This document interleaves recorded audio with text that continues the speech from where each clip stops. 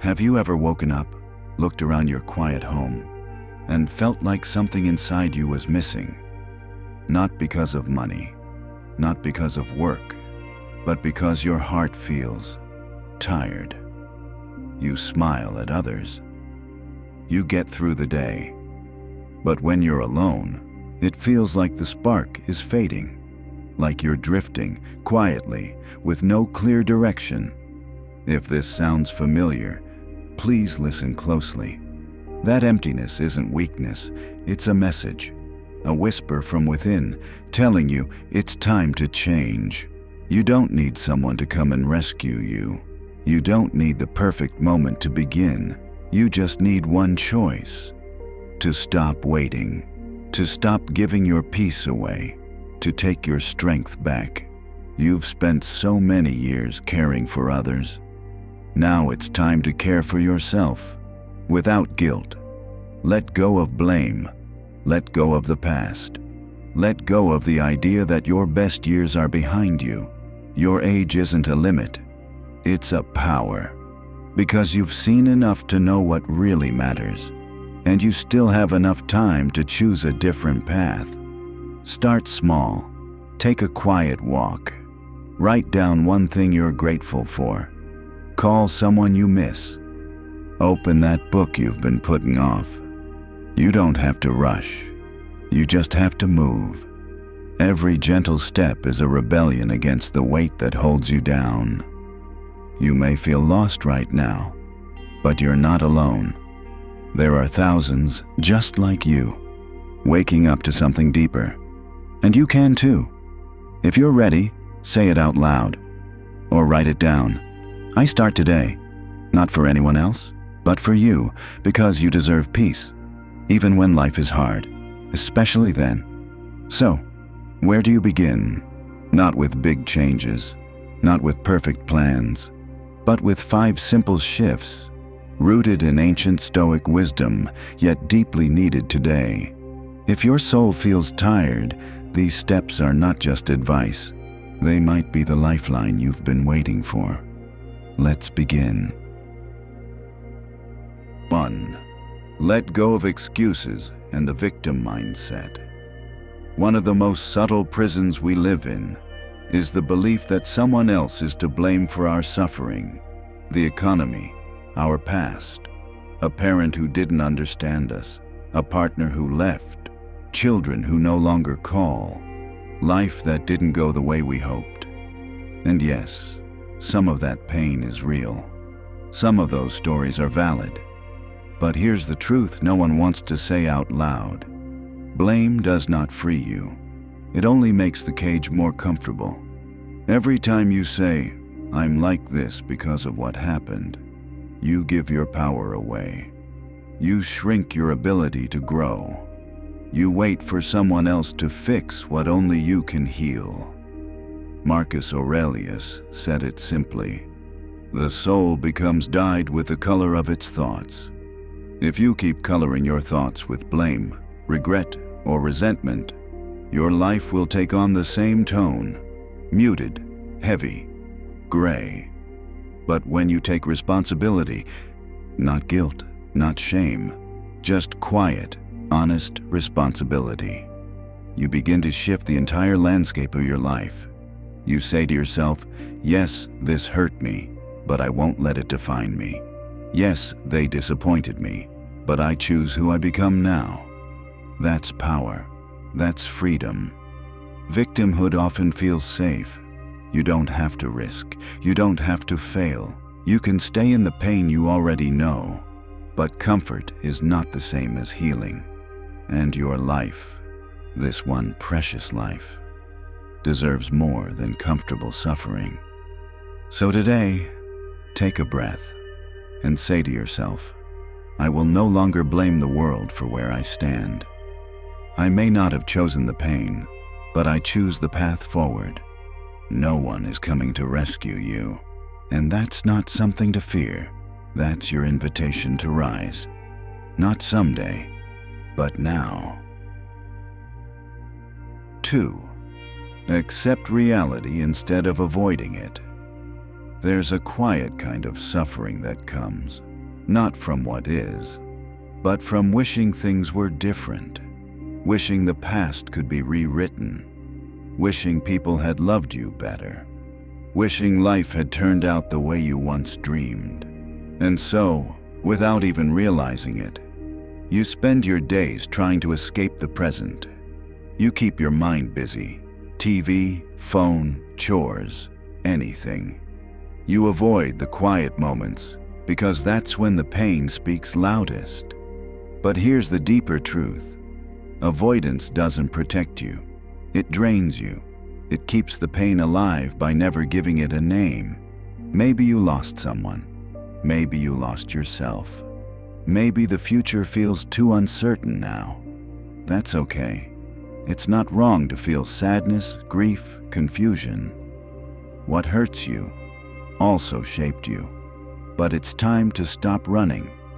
Not because you're over it, but because you're ready to stop being at war with what already happened. The Stoics didn't teach resignation. They taught courageous acceptance. Marcus Aurelius wrote, "Love what fate has brought you. It is yours. What nature gives you belongs to you." Acceptance isn't giving up. It's choosing to stop wasting energy fighting the unchangeable.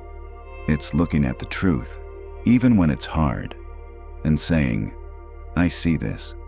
I will carry it, and I will keep going." Because when you accept reality, you stop being its victim. You become its co-creator. You begin to ask, what can I do with this? How can I grow through this? How can I become more, not less, because of it? You were never meant to live in denial. You were meant to live in truth, even if that truth hurts at first. So today, breathe deeply. Let go of the fantasy of what could have been, and embrace what is, with clarity, with honesty, with strength. Because acceptance isn't the end of the story. It's the first page of a new chapter, one that you get to write. 3. Improve yourself from the inside out. Real change doesn't start on the outside. It doesn't come from a new job, a new house, or even a new relationship. It begins quietly, inside, in the way you think, in the way you respond, in the way you show up for yourself. At a certain age, you start to realize it's not about doing more. It's about becoming better, more grounded, more clear, more aligned with the person you were always meant to be. But the world teaches us to look outward, to compare, to chase, to measure our worth against someone else's timeline. And so, we get distracted. We complain instead of reflect. We criticize others instead of correcting ourselves. But the Stoics taught something different. They believed the only true success is inner success. Epictetus said, "No man is free who is not master of himself." So ask yourself, are you improving your mind? Are you training your character like you once trained your body? Are you showing up for your soul the way you showed up for your career or family? If the answer is no, don't judge yourself. But also, don't wait. Because every day you delay self-growth, you strengthen the habits that hold you back. Growth doesn't have to be dramatic. Start small. Wake up 15 minutes earlier. Read a page of wisdom. Practice patience in one hard moment. Apologize when pride tells you not to. These are victories. You don't need to become someone else. You just need to become more you, the truest version. The one who lives with dignity, not ego. With intention, not impulse. Your past doesn't define your potential. Your age doesn't limit your evolution. There's still room to grow. There's still time to change. There's still power within you waiting to be used. So today, choose progress, not perfection. And remember, if you're better than you were yesterday, even by 1 inch, you are on the right path. 4. Set clear goals and live with direction. There's a quiet danger in midlife. It's not failure, it's drifting. You wake up, you go through the motions, you do what needs to be done, but somewhere deep inside, you feel unanchored. Like you've been busy, but not fulfilled. Like time keeps moving, but you're standing still. That feeling isn't weakness, it's a signal. It's your inner compass whispering, you need a direction. The Stoics believed that a person without purpose is like a ship without a rudder. It may float, but it will never reach any meaningful shore. Marcus Aurelius, even as emperor, wrote down his goals every day. Not grand achievements, but daily intentions. To be calm, to be just, to be present. You don't need a 5-year plan. You don't need to chase something huge. You just need clarity. Ask yourself, what do I want this season of life to stand for? What do I want to feel proud of 5 years from now? Your goals don't have to impress anyone. They just have to matter to you. A goal to walk more, to write that letter, to reconnect with someone you miss, to learn something new, to live with more grace. When you know what you're moving toward, you stop wasting time on what doesn't matter. You begin to say no to distractions.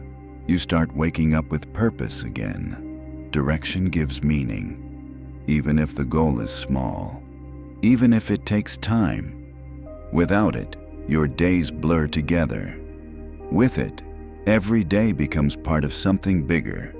So don't ask, what should I do with my life? Ask, what kind of person do I want to become? And build your goals from there. Because a goal doesn't guarantee success, but it gives you movement, and movement brings life. Today, set one goal. Write it down. Feel the shift inside you as you do. That's not just planning. That's living with intention. 5. Take action now. Don't wait. You've thought about it long enough. You've read the books, watched the videos, made the lists, had the conversations in your head. But here's the truth. Thinking won't change your life. Only action will. At some point, you have to stop preparing and start doing. You don't need a perfect plan. You don't need all the answers. You just need to begin. Write the first sentence. Take the walk. Make the phone call. Sign up for the class. Start the change. Imperfect, uncertain, but real. Because waiting feels safe. You tell yourself, I'll start when I'm ready. I'll begin when things calm down. I'll move when I'm sure. But life doesn't promise perfect timing. It promises motion. It rewards those who show up. The Stoics understood this deeply. Epictetus said, don't explain your philosophy, live it. In other words, stop saying who you want to be and start being that person. Action is medicine. It breaks the cycle of overthinking. It cuts through anxiety. It gives your spirit proof that change is possible. You don't have to feel brave. You just have to move. Because courage doesn't come first. It comes after. After the step, after the risk, after you realize you didn't need to wait so long. And yes, it might be awkward. You might make mistakes. You might fall short. But in action, it robs you quietly. It tells you, maybe tomorrow, until your tomorrows run out. So today, start. Start small, but start. Let your feet move before your doubts catch up. Because even one tiny act, done with intention, can begin a wave of transformation. You've waited long enough. It's time, not for perfect, but for progress. Write this down as your declaration. I act, and then do it. 6. Learn stillness in a noisy world. We live in a world that never stops talking. Messages, news, opinions. Notifications lighting up your phone, people expecting quick answers, a culture that celebrates busy and fears silence. But here's something radical. You don't have to respond to everything. You don't need all the answers right now. You don't even have to keep up. Because sometimes the most powerful thing you can do is to be still. Stillness isn't weakness, it's wisdom. It's how you hear your own voice after years of listening to everyone else. The Stoics knew this long before smartphones. They practiced reflection. They welcomed solitude. They taught that silence isn't the absence of thought. It's the space where clarity is born.